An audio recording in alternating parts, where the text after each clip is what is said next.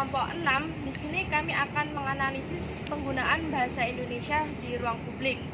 Sebelumnya, perkenalkan, nama saya Adinda Aziza, nomor absen 4. Saya Mahia Izatul Husna, nomor absen 22. Dan saya Serzafani Hapson Nursa Putri, nomor absen 36. Dan saya Fitria Ismi Nuzula, nomor absen 29. Dan saya Muhammad Faiz Ardiansyah, nomor absen 32. Langsung saja kita lihat video kita kali ini. Check it out!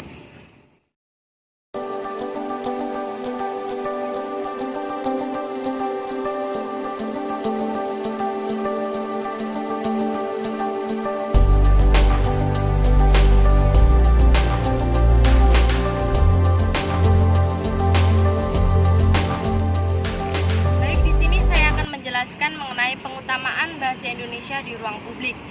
Pemakaian bahasa Indonesia sebagai bahasa negara harus diutamakan di ruang publik dan ini merupakan amanat dari Undang-Undang Dasar. Kepala Pusat Pengembangan dan Perlindungan Bahasa dan Sastra Kemendikbud yang bernama Gufran menyatakan bahwa perintah undang-undang dengan semangat mengutamakan bahasa negara di ruang publik itu tercantum pada Undang-Undang Dasar nomor 24 tahun 2009 yang menyatakan mengenai bendera, bahasa, lambang negara, dan juga lagu kebangsaan. Pengutamaan bukan berarti melepaskan bahasa asing. Bahasa asing masih boleh digunakan, tetapi penggunaan bahasa Indonesia itu harus diutamakan daripada bahasa asing.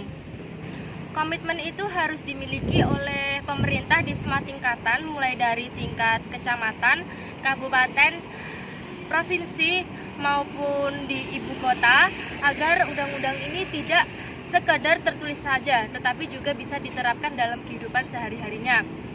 Undang-undang yang mengatur tadi itu kan sudah saya jelaskan, yaitu Undang-Undang nomor 24 tahun 2009 yang lebih tepatnya pada pasal 36 dan 30.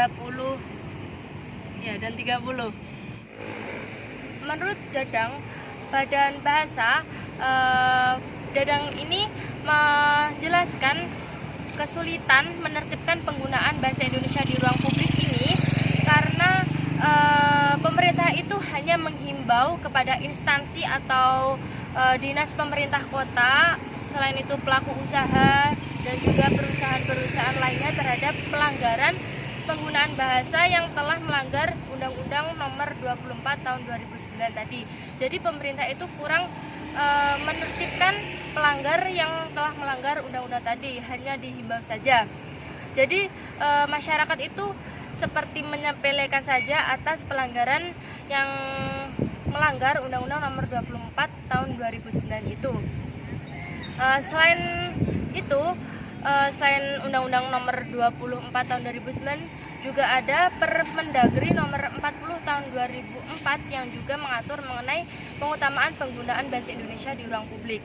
Contohnya saja di DKI Jakarta itu ada peraturan daerah yang mengatur mengenai pengutamaan penggunaan bahasa Indonesia, di mana di Jakarta itu tidak boleh ada penggunaan bahasa asing dalam menamai perusahaan atau papan nama, papan petunjuk, kain rentang dan reklame itu tidak boleh menggunakan bahasa Indonesia, bahasa asing maksudnya, maaf.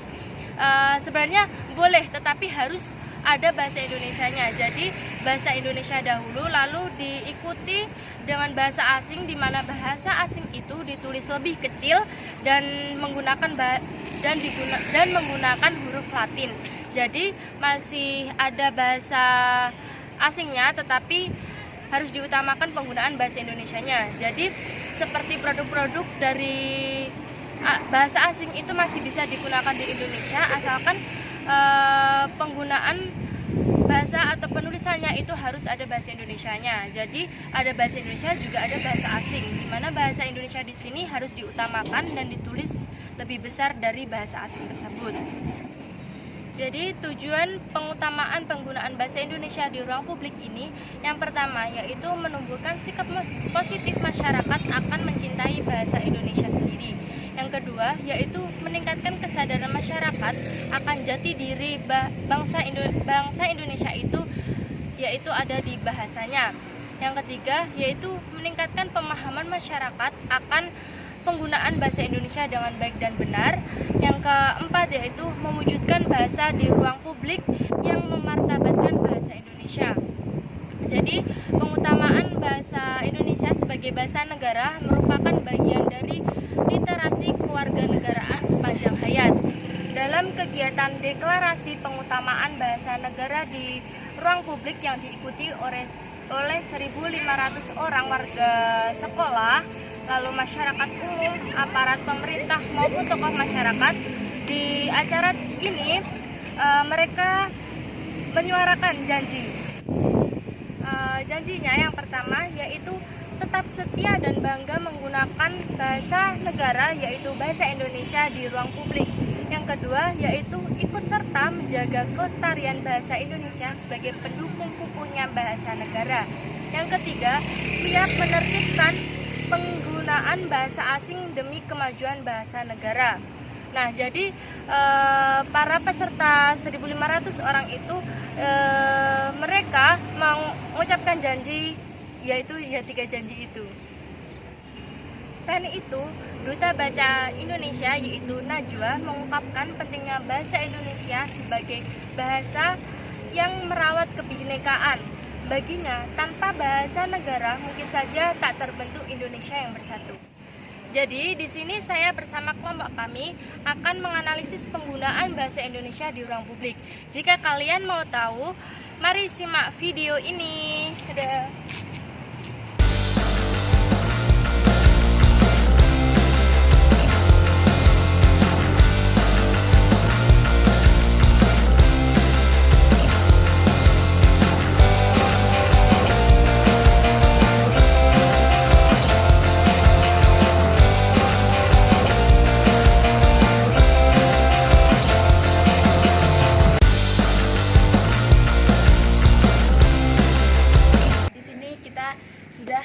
Menuju tempat yang pertama, bisa langsung dilihat di nama di atas, yaitu tertuliskan jahit.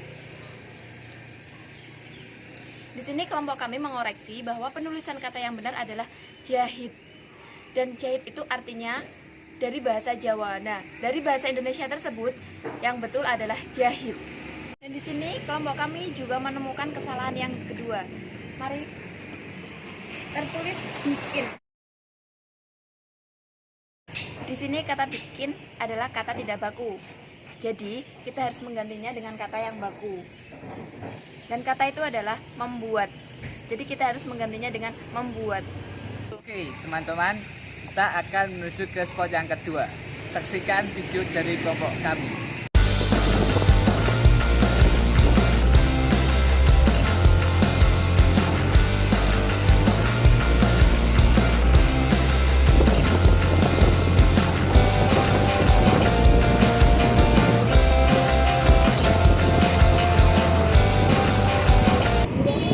Baik teman-teman,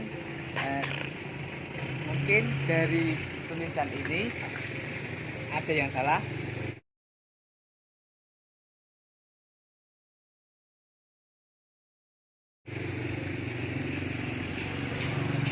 Ya, betul. Kalau dari tulisan ini saya menemukan kejanggalan dua, yaitu yang pertama plafon dan yang kedua yaitu sepeda motor. Plafon kesannya itu ada di huruf P, seharusnya plafon bukan plafon. Yang kedua yaitu bukan sepeda motor tetapi sepeda motor. Jadi yang sepedanya itu tidak usah pakai H dan yang motornya tidak usah pakai N. Bisa kalian lihat sendiri. Baik teman-teman, kita sudah sampai ke tempat ini yaitu musola. Nah, di papan nama ini terdapat kesalahan yaitu kata MUSHOLA. Yang benar dalam KBBI yaitu kata MUSALA, musala. Jadi penggunaan di papan nama ini masih dikatakan belum benar atau belum tepat. Yang benar adalah musala. Nah, kata berikutnya yang kurang benar menurut kata baku Indonesia adalah kata Al-Quran. Jadi kata Al-Quran ada tanda petiknya, sedangkan menurut KBBI yang benar adalah Al-Quran tanpa tanda baca petik. Dalam spanduk usaha, penggunaan kata laundry dalam bahasa asing kurang tepat. Adapun kata yang tepat adalah LAUNDRY. Dalam penulisan nama usaha, lebih mengutamakan penggunaan bahasa Indonesia daripada bahasa asing. Untuk selanjutnya adalah penulisan kata higienis kurang tepat. Adapun kata baku yang tepat adalah HIGIENIS. Setelah kalian melihat video dari kami, untuk saran dan himbauannya, masyarakat diharapkan bisa lebih memperhatikan penggunaan bahasa Indonesia di ruang publik yang baik dan benar. Jadi kita bisa menggunakan handphone atau sebagainya untuk mencari informasi tentang bagaimana penggunaan bahasa Indonesia yang baik dan benar, serta cara penulisannya, sehingga kita dapat memperbaikinya dan kesalahan-kesalahan itu tidak terjadi dan tidak diteruskan oleh generasi selanjutnya yang terdapat di tempat-tempat umum, di tulisan umum. Kita sebagai mahasiswa hendaknya jika mengetahui kesalahan seperti penulisan tersebut, kita memberitahu kepada pihak yang bersangkutan agar kesalahan tersebut dapat dibenahi. Itu tadi video dari kelompok kami. Sebelumnya kami mohon maaf, di sini sebenarnya ada 6 anggota kelompok, tetapi ada 1 orang yang tidak bisa mengikuti video ini, yaitu Salsabila. Dikarenakan ibunya dan adiknya sakit, mohon doanya untuk teman-teman agar ibu dan adiknya segera cepat sembuh. Sekian dari kami, terima kasih atas perhatiannya. Mohon maaf apabila ada kata yang kurang berkenan. Wassalamualaikum warahmatullahi wabarakatuh.